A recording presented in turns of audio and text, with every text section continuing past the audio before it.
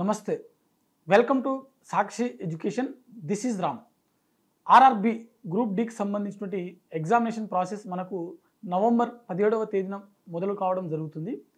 So మనకు ఈ చివరి 10 రోజులు ఏ విధంగా చదవాలి, అదేవిధంగా రివిజన్ ఏ విధంగా చేయాలి, వీటికి సంబంధించినటువంటి అంటే ఈ ఎగ్జామ్ సంబంధించినటువంటి అడ్మిట్ కార్డ్స్ మనకు ఎప్పుడు అవైలబుల్లో ఉంటాయి అనే విషయాల గురించి ఈ వీడియోలో పూర్తిగా తెలుసుకుందాము. ముందుగా ఈ వీడియోని చూస్తున్నటువంటి ప్రతి ఒక్కరు కూడా ఈ వీడియోని తప్పకుండా లైక్ చేయండి. అలాగే మీరు ఇంకా సాక్షి ఎడ్యుకేషన్ని సబ్స్క్రైబ్ చేసుకోకపోతే ఇప్పుడే సబ్స్క్రైబ్ చేసుకోండి. అయితే మనకు ఆర్ఆర్బి గ్రూప్ డికి సంబంధించినటువంటి ఎగ్జామినేషన్ ప్రాసెస్ నవంబర్ 17వ తేదీన మొదలు కావడం జరుగుతుంది. ముందుగా మనం ఒకసారి హాల్ టికెట్ సంబంధించి చూసినట్లయితే, అడ్మిట్ కార్డ్ సంబంధించి చూసినట్లయితే మనకు ఎగ్జామినేషన్ ప్రాసెస్ జరిగేటువంటి స్టార్ట్ అయ్యేటువంటి 17వ తారీఖుకి ముందల 4 డేస్ ముందు నుంచి మనకు హాల్ టికెట్స్ అనేది అందుబాటులో ఉంటాయి. మనకు ఈ హాల్ టికెట్స్ ఎప్పటి నుంచి ఉంటాయనంటే నవంబర్ 13వ తేదీ నుంచి మనకు అఫీషియల్ వెబ్సైట్లలో మనకు అందుబాటులో ఉంటుందన్నమాట. సో అభ్యర్థులు మీ యొక్క అడ్మిట్ కార్డ్స్ ఏవైతే ఉన్నాయో మీ రిజిస్ట్రేషన్ నెంబరు, అలాగే మీ డేట్ ఆఫ్ బర్త్, లేకపోతే అక్కడ మనకు ఆప్షన్స్ ఇస్తారు. మీ నేమ్ ఏదైతే ఉందో, మీ పూర్తి నేమ్ ఏదైతే ఉందో, ఎస్ఎస్సిలో మీ నేమ్, ఎస్ఎస్సి నేమ్ ఏదైతే ఉందో, సేమ్ ఎస్ఎస్సి మెమోలో ఉన్నటువంటి నేమ్ ఏదైతే ఉందో ఆ నేమ్ని అక్కడ ఎంటర్ చేసి మీ డేట్ ఆఫ్ బర్త్ని ఎంటర్ చేసినట్లయితే ఆ విధంగా కూడా మీరు హాల్ టికెట్ని పొందేటువంటి అవకాశం ఉంటుంది. ఈ వెసులుబాటు మనకు అఫీషియల్గా వెబ్సైట్లో మనకు ఇచ్చేటువంటి అవకాశం ఉంది. అయితే మనకు ఈ చివరి 10 రోజులు మనం ఏం చేయాలి అనే విషయాల గురించి ఒకసారి మనం రివైజ్ చేసుకునేటువంటి ప్రయత్నం చేద్దాము. ఇక్కడ గ్రూప్ డికి సంబంధించినటువంటి ఎగ్జామ్స్ ఏవైతే ఉన్నాయో ఇవి భారీ సంఖ్యలో ఉన్నాయి. సో అభ్యర్థులు కొంత అటు ఇటు మీరు తప్పటడుగులు వేసినప్పటికీ ఈ పోస్టులు ఏవైతే ఉన్నాయో మీరు పొందకుండా దూరమయ్యేటువంటి అవకాశం ఉంది.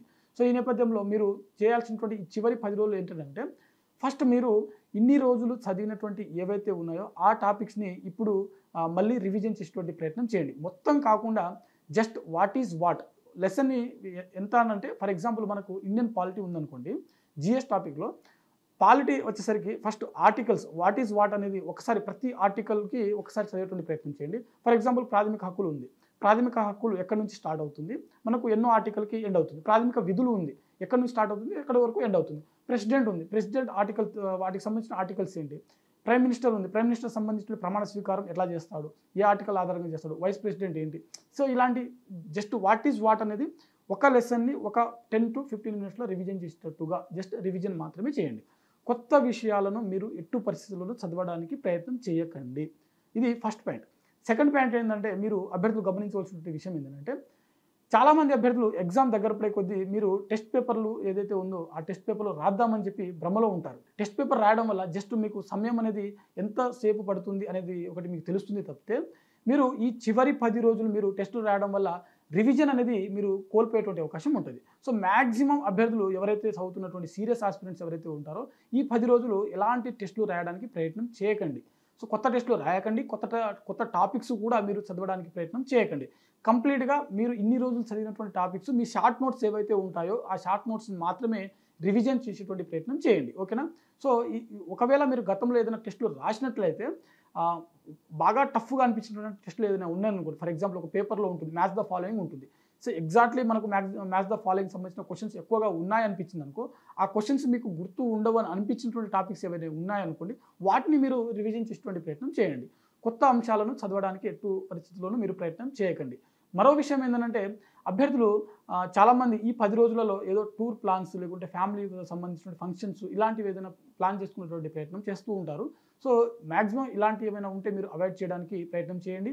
కొత్తగా జర్నీ అనేది మీరు పెట్టుకోకండి. వీలైనంత వరకు ఈ 10 రోజులు అట్లీస్ట్ 7.5 నుంచి 8 అవర్స్ పర్ డే పడుకోవడానికి ప్రయత్నం చేయండి. మైండ్ అనేది రిలాక్స్గా ఉంచుకోండి. అదేవిధంగా ఎలాంటి అన్నెసెసరీ సంబంధించిన విషయాలలో మీరు జోక్యం చేసుకోకుండా మీ మైండ్ని రిలాక్సేషన్లో ఉంచుకోవడానికి ప్రయత్నం చేయండి. ఇది మనకు కొంతవరకు అంటే క్వశ్చన్స్ సంబంధించినటువంటి ఏదైనా టాపిక్స్ ఏవైతే ఉన్నాయో అవన్నీ గుర్తుండడానికి అవకాశం ఉంటుంది. మరి ముఖ్యంగా ఎగ్జామినేషన్ హాల్లోకి మీరు ఎంటర్ అయిన తర్వాత మీకు ఎలాంటి టెన్షన్స్ అనేది ఉండకుండా ఉండడానికి అవకాశం ఉంటుంది.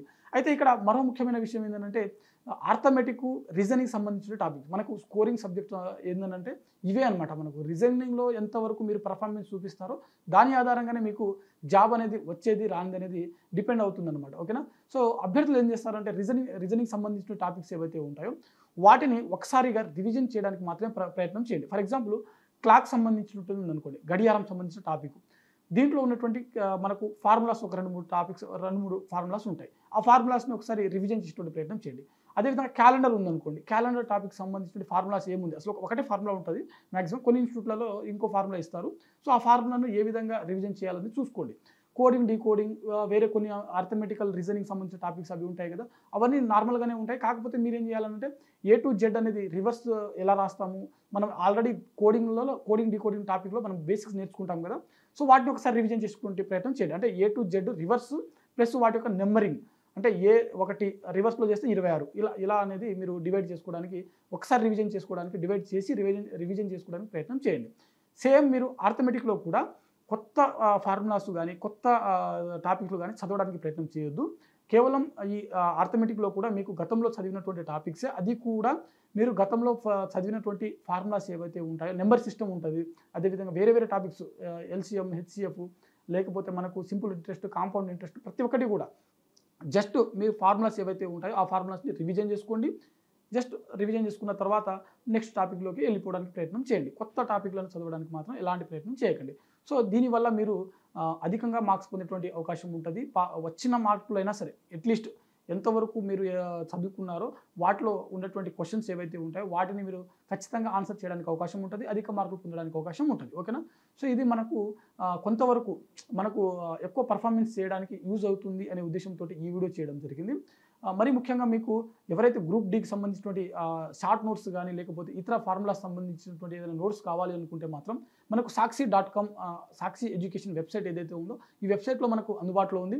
సిలబస్ కూడా ఒకసారి అందుబాటులో ఉంది. ఒక్కసారి మీరు చివరి 10 days సిలబస్ కాపీ ముందర పెట్టుకొని ఆ సిలబస్లో మనకు ఏ లెసన్లు ఒకసారి రివిజన్, అంటే మీరు ఆల్మోస్ట్ అన్ని లెసన్లు చదివే ఉంటారు, కాకపోతే లెసన్లు ఏవైతే ఉన్నాయో సిలబస్ ఒకసారి చూసేటువంటి ప్రయత్నం చేయండి. ఓకేనా?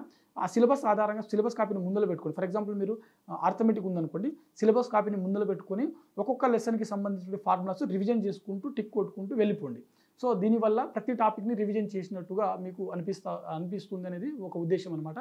మరీ ముఖ్యంగా కరెంట్ అఫైర్స్ సంబంధించిన విషయం చూసినట్లయితే మ్యాక్సిమం మీరు నేషనల్ అంశాలు ఏవైతే ఉన్నాయో నేషనల్ సంబంధించిన అంశాలే చదవడానికి ప్రయత్నం చేయండి. స్టేట్స్ సంబంధించినటువంటి అంశాలు అంతగా అడగకపోవచ్చు, ఎందుకనంటే ఇది మనకు నేషనల్ లెవెల్లో జరిగేటువంటి ఎగ్జామ్. స్టేట్ సంబంధించినటువంటి కూడా కొన్ని ఏదైనా పథకాలు ఉంటే మ్యాచ్ ద ఫాలోయింగ్ అని చెప్పి, ఫర్ ఎగ్జాంపుల్ మనకు రైతు భరోసా ఉంది, అదేవిధంగా రైతు బంధు ఉంది, అదేవిధంగా వేరే స్టేట్లో ఇంకా వేరే ఉండొచ్చు. ఆ పథకం సేమ్ పథకం సంబంధించినటువంటి 4-5 స్టేట్లలో ఇంప్లిమెంట్ ఉందన్నమాట. సో ఆ నేమింగ్ ఇచ్చి ఇది ఏ స్టేట్కి సంబంధించినటువంటి అగ్రికల్చర్ క్రింది వాటిలలో మనకు రైతులకు సంబంధించినటువంటి ఒక మద్దతు అంటే వారికి ఇచ్చేటువంటి ఈ భరోసా ఏదైతే ఉందో, ఈ ఆర్థిక సాయం ఏదైతే ఉందో దీనికి సంబంధించిన కింద స్కీమ్స్, వాటితో పాటు స్టేట్స్ని మీరు ఒకసారి మ్యాచ్ ఫాలోయింగ్లో చేసేటువంటి ప్రయత్నం చేయండి అని చెప్పి అడిగేటువంటి అవకాశం ఉంటుంది. సో ఈ విధంగా మీరు ఏం చేయాల్సి ఉంటుంది, అక్కడ ఏ స్టేట్కి సంబంధించిన పథకం దేనికి సంబంధించింది అనేది మ్యాచ్ ద ఫాలోయింగ్లో చూడాల్సి ఉంటుంది. అలాంటి ప్రశ్నలు మాత్రమే మనకు వేరే స్టేట్లకు సంబంధించిన ప్రశ్నలు రావడానికి అవకాశం ఉంటుంది తప్పితే మనకు పర్టికులర్గా ఏ స్టేట్ నుంచి సంబంధించినటువంటి ప్రశ్నలు అయితే మనకు అడగరు.